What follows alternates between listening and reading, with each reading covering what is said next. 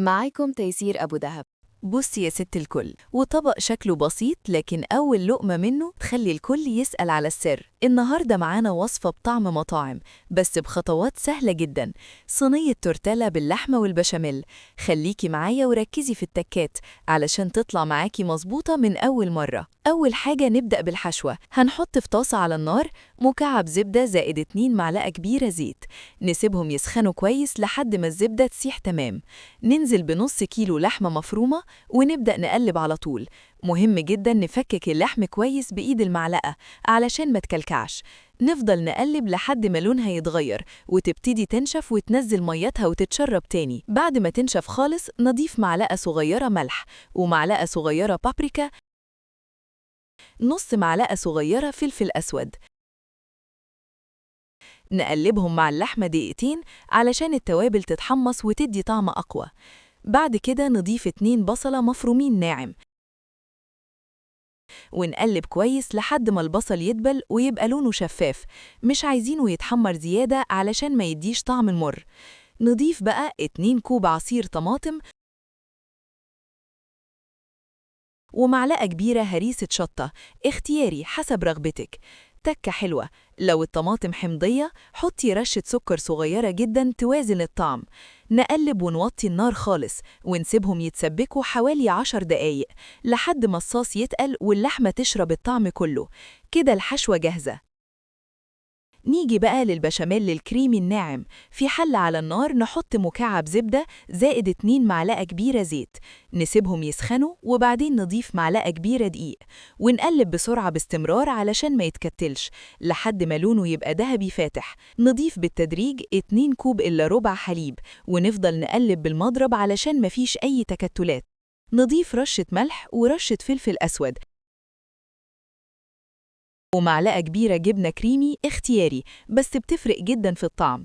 نقلب لحد ما القوام يتقل ويبقى كريمي ويبدأ يغلي، مش عايزينه تقيل قوي علشان لسه هيدخل الفرن. كده البشاميل جاهز. نيجي بقى لأحلى مرحلة، التجميع. نجهز صينية فرن وندهنها خفيف بزيت علشان ما تلزقش. نحط أول طبقة خبز تورتيلا وندهن عليه شوية بشاميل ونفرده كويس.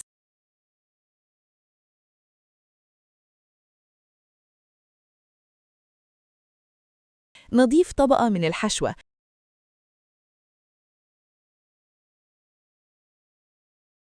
وبعدين رشة جبنة موتزاريلا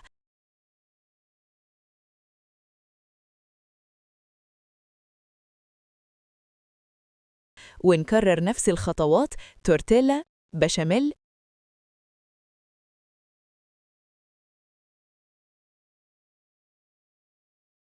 لحمة،